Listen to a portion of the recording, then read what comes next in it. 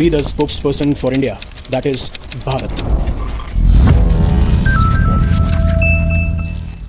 Future leaders, Israel US versus Iran war अपने 100वें दिन में एंटर कर चुकी है और शायद जो इंसिडेंट अभी हुए हैं वो सबने एक्सपेक्ट भी किए थे।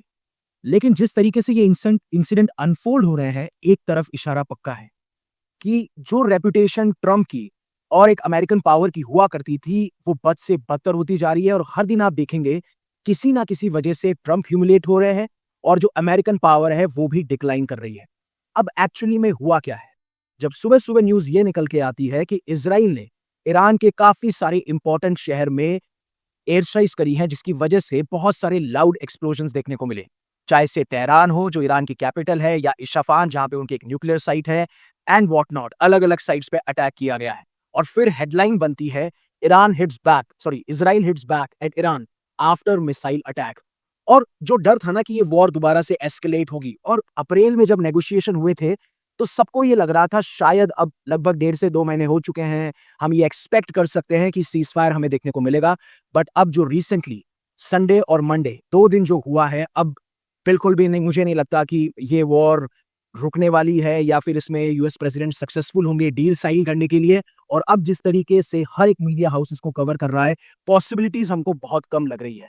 आप हर जगह देखेंगे। और जब मैं बात करता हूं ना कि क्यों ट्रम्प की जो रेपुटेशन है वो डैमेज हो रही है और बार बार उन्हें ह्यूमिलेशन फेस करना पड़ रहा है, क्योंकि ट्रम्प ने वार्निंग दे दी थी इजराइल को कि आप अटैक नहीं करेंगे ईरान के ऊपर, और फिर भी इजराइल जो है बॉम्ब्स डिप्लॉय करता है एंड उसके बाद में जो बॉम्ब्स गिराए जाते हैं ईरान के शहरों में, वहां से हमें लाउड एक्सप्लोजन्स देखने को मिलता है। तो मतलब इवन ट्रम्प ने नेतन्याहू को साफ साफ ये बोल दिया था कि मैं आपको आगाह कर रहा हूं, वार्निंग दे रहा हूं, आप अटैक नहीं करेंगे, और फिर भी हमें इजराइल की तरफ से एक अटैक देखने को मिलता है। और फिर अगेन ट्रम्प बार बार ये कह रहे थे नेतन्याहू को कि नहीं नहीं मत स्ट्राइक करना, we are very close to a peace deal, और फिर भी ये सारी चीजें देखने को मिल रही हैं। लेकिन आपके दिमाग में कंफ्यूजन बहुत चल रहा होगा, इजराइल ने ईरान पे अटैक कर दिया, लेकिन इजराइल ने ईरान पे अटैक क्यों किया? कोई ना कोई तो रीजन होगा, और इसके पीछे क्या कहानी है उसको डिकोड करना बहुत जरूरी है। और वो हमारे लिए बहुत ज्यादा इंपॉर्टेंट भी हो जाता है जब ट्रम्प ये कहते हैं कि I will call all the shots. मतलब डील कैसे होगी, डील के टर्म्स और कंडीशन क्या होंगे वो मैं बताऊंगा। जो नेतन्याहू है उनके पास में कोई ऑप्शन ही नहीं है, उनको जो भी टर्म्स और एग्रीमेंट पे डील साइन की जाएगी उसमें उनको साइन करना होगा। And obviously you know that Netanyahu ऐसा नहीं करेंगे, और जो एक्सपेक्टेड भी था। बट अब जो स्केल है इस वॉर का वो बहुत ज्यादा आगे बढ़ चुका है, क्योंकि अब जो रिपोर्ट्स निकल के आ रही है उसमें साफ साफ ये भी कहा गया है कि जो हौदीज है, जो ईरान बैक मिलिटेंट्स हैं, वो भी इस वॉर के अंदर एंटर कर चुके हैं। लेकिन कहानी शुरू कहां से हुई? अब कहानी शुरू होती है संडे को। होता यह है कि इजराइल जो है वो लेबनान की कैपिटल बेरूट, उसके जो वेस्टर्न जो सदर्न साइड में जो नेबरहुड है, जो शहर है, वहां पे वो अटैक कर देता है। अब हालांकि अल जजीरा ये रिपोर्ट करता है कि सिविलियन एरियाज को टारगेट किया गया है, जिसमें 2 सिविलियन की मौत हुई है, 11 लोग इंजर्ड हुए हैं। और अगर आपको लोकेशन देखनी है तो आप लोकेशन यहाँ देख सकते हो, ये है बेरूट जो कि लेबनान की कैपिटल है। बट अगर आप बाकी न्यूज आर्टिकल्स देखेंगे तो वहां पे साफ साफ ये कहा जाता है कि पहले हेजबुल्लाह, जो कि ईरान बैक मिलिटेंट ग्रुप है और एक्सिस ऑफ रेजिस्टेंस का हिस्सा है, उन्होंने पहले नदर्न इसराइल में रॉकेट्स फायर किए, और उसके रिटेलिएशन में इसराइल ने ये रिटेलिएटरी एयर स्ट्राइक्स करी, जहां पे जो बेरेट का सदर्न सबब्स एरिया है, जो नेबरहुड वाला एरिया है सदर्न साइड में, वहां पे अटैक किए गए। और खास बात यह है ना कि यूएस और ईरान की जो वॉर चल रही है उसमें हमें सब पता है कि इसराइल जब तक होल्ड नहीं करेगा स्ट्राइक्स को या टेबल पे नहीं आएगा, ये वॉर खत्म नहीं होने वाली। अब यूएस के प्रेसिडेंट बार बार इस चीज को कहें, लेकिन ये सबको पता है कि Israel will take the shots. मतलब ट्रम्प ये कह सकते हैं कि he is calling the shots, but actually on the ground Netanyahu ले रहे हैं सारे के सारे शॉट्स।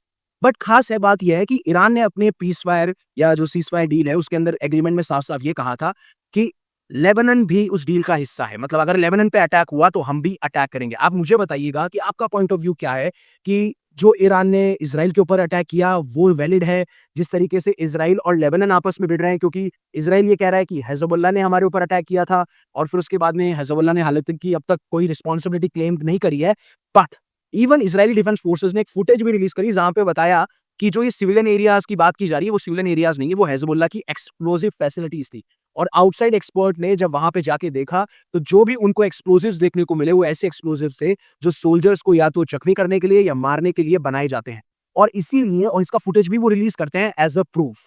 लेकिन जो ईरान ने कहा था साफ साफ एग्रीमेंट में कि अगर आप लेबनान पे अटैक करेंगे और खासकर बेरूट पे अटैक करेंगे तो हम भी अटैक करेंगे, तो उसके बाद में ईरान जो है बहुत सारी मिसाइल्स एक साथ दागता है। हालांकि इजराइल ने ये कहा है कि हमने सारी की सारी मिसाइल्स इंटरसेप्ट कर ली, बट जो वीडियोस बाहर निकल के आ रहे हैं, इवन कुछ ऐसी मिसाइल्स हैं जो इजराइल का एयर डिफेंस सिस्टम इंटरसेप्ट नहीं कर पाया है।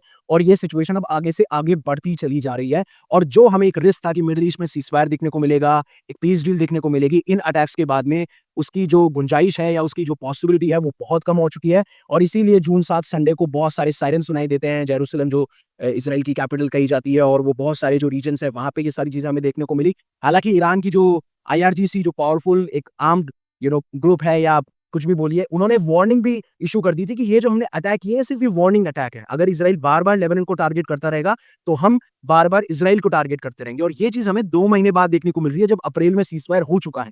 अब जब ये सिचुएशन यहां तक पहुंचती है, उसके बाद में इसराइल जो है ईरान के ऊपर बॉम्बिंग शुरू कर देता है। खासकर ये जो मेजर सिटीज जो मैंने बताई आपको, तेहरान, इस्फहान और बाकी 1-2 एरियाज और हैं जहां पे अटैक किए गए। और जो इसराइल के एम्बेसडर हैं टू यूएसए, उन्होंने साफ साफ ये कह दिया कि ईरान ने हमारे ऊपर 11 बैलिस्टिक मिसाइल दागी है, और अब ये पूरे एंटायर नेबरहुड को और हजारों की तादाद में, लाखों की तादाद में लोगों को मार सकते हैं, और कोई भी ऐसी सेल्फ रिस्पेक्टिंग कंट्री जो है ऐसे अटैक को टॉलरेट नहीं करेगी। अब इसराइल ने फायर किया, फिर बोला इसराइल अब surface to surface missiles launch कर रहा है। और जो लोग हैं लेबनान के, उन्होंने साफ साफ जो ईरान की प्रॉक्सी है हिजबुल्लाह, उसको भी अब डिस्कार्ड कर दिया है, रिजेक्ट कर दिया है। और ईरान को अब ये समझ जाना चाहिए, इस तरीके के स्टेटमेंट बाहर निकल के आ रहे थे। बट आप ये समझिए कि ये चीजें हो कैसे रही हैं। पहले इसराइल लेबनान के बेरूट कैपिटल पे अटैक करता है, कहता है कि हिजबुल्लाह ने हमारे यहाँ पे रॉकेट्स दागे। उसके बाद में ईरान की जो कंडीशन थी पीसफायर की, उसके तहत वो इसराइल के रिटेलिएशन में इसराइल के ऊपर मिसाइल दाग देते हैं। और फिर उसके बाद में इसराइल ईरान के ऊपर मिसाइल दाग देता है। और उसमें पिक्चर आती है डोनाल्ड ट्रंप की, क्योंकि जब इसराइल ने बेरूट पे अटैक किया और ईरान ने दागी बहुत सारी मिसाइल इसराइल के ऊपर, तब डोनाल्ड ट्रंप ने ये कहा था, ठीक है बहुत फन ले लिया आपने, इसराइल ने टारगेट कर दिया लेबनान में और ईरान ने टारगेट कर दिया इसराइल को, अब इस चीज को रोक दीजिए, कोई मतलब नहीं है इसका, और पीस डील अभी साइन हो सकती है। और मैं यही चाहता हूं कि इसराइल जो है अपनी स्ट्राइक्स को होल्ड बैक करे। इसके बावजूद भी हमें अटैक देखने को मिलते हैं जब इसराइल अटैक कर देता है। क्योंकि डोनाल्ड ट्रंप बार बार कह रहे थे वी आर वेरी क्लोज, मैं शायद मंडे, ट्यूसडे, वेडनेसडे को डील साइन कर लूंगा। और जो ईरानियन स्ट्राइक्स हुई भी हैं इसराइल के ऊपर, उसमें कोई भी हर्ट नहीं हुआ है, जितनी रिपोर्ट्स मेरे को देखने को मिलती हैं। तो मैं यही चाहता हूं कि बीबी जो है दोबारा से स्ट्राइक ना करें, यानी जो नेतन्याहू वो स्ट्राइक ना करें, और जो भी डील होगी वो मैं डिसाइड करूंगा। I will call all the shots, but actually में इस वॉर के अंदर नेतन्याहू रियल शॉट्स ले रहे हैं। और फिर उसके बाद में रिपोर्ट्स ये छपने लगती हैं कि Israel strikes Iran despite Trump saying he told Netanyahu not to retaliate, और ये सारी चीजें हमें देखने को मिली। बट इसके पीछे इंपॉर्टेंस क्या है? ये तो सिर्फ इवेंट्स है कि ये हुआ, दैट्स इट। बट बात यह है जो इसराइल ने टारगेट किया है, देखिए ईरान ने जो टारगेट किया है वो नदर्न एरियाज को टारगेट किया इसराइल के, वहां पे कोई हर्ट नहीं हुआ है जितने रिपोर्ट्स निकल के आ रही हैं। हालांकि ऐसा नहीं है कि सारी की सारी मिसाइल जो दागी गई थी उनको इंटरसेप्ट कर लिया गया है, उनको इंटरसेप्ट नहीं किया गया है। कुछ ऐसे विजुअल्स हैं जो अभी बाहर निकल के आ रहे हैं, लेकिन वो कंफर्म नहीं है, तो मैं आपके साथ शेयर नहीं कर सकता हूं। बट धीरे धीरे जैसे ईरानियन एम्बेसी अगर शेयर करती है या बाकी न्यूज मीडिया आउटलेट शेयर करते हैं, तो I will also share with you. But अब जो अटैक हुआ है जिस तरीके से तेहरान पे, इस्फहान पे और आपके शिराज पे, इस तरीके की ये जगह अटैक जो हुआ है, उसमें आपको इंपॉर्टेंस देखनी पड़ेगी। अब एक तो आज के टाइम पे ईरान की कैपिटल है तेहरान, और यहाँ पे बहुत सारी ऐसी फैसिलिटीज हैं जो स्ट्रेटेजिक पॉइंट ऑफ व्यू से बहुत इंपॉर्टेंस रखती हैं। फॉर एग्जांपल यहाँ पे आपको मिलिट्री बैरिक्स देखने को मिल जाएंगे, मिलिट्री फैसिलिटीज देखने को मिल जाएंगी, इंडस्ट्रीज देखने को मिल जाएंगी।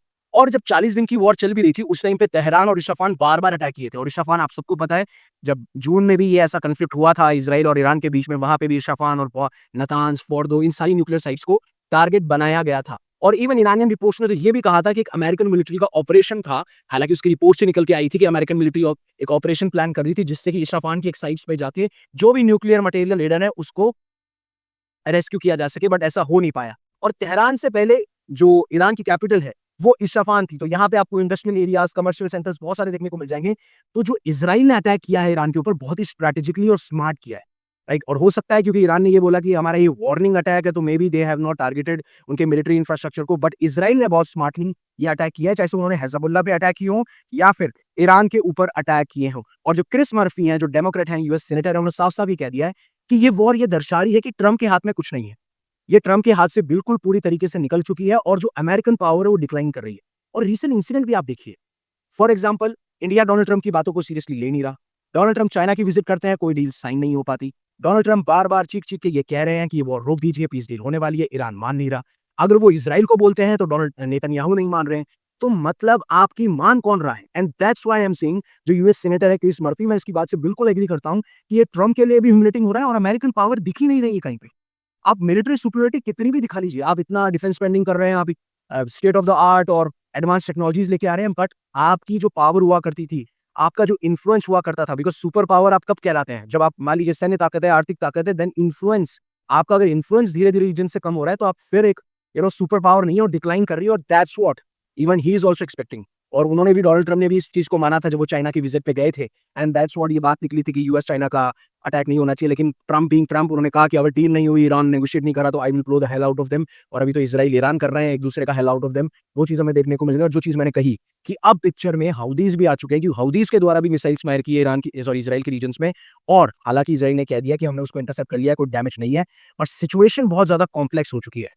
और यही मैं आपको समझाना चाहता था। आपको क्या लगता है किस तरफ ये वॉर जाएगी? ये चीज जरूरी है, पता चल चुकी है कि ट्रम्प के लिए ये वॉर बहुत ज्यादा ह्यूमिलेटिंग रही है, और अमेरिकन जो डोमिनेंस हुआ करता था, या जो अमेरिकन पावर हुआ करती थी, अब उस पर भी काफी सवालिया निशान खड़े होने लगे हैं जिस तरीके से रिसेंट आए। तो thank you very much for giving me your precious asset, that is your time. Stay safe, stay happy and take care. Jai Hind, Jai Bharat, and always remember one thing, live in such a way that universe will be proud of you.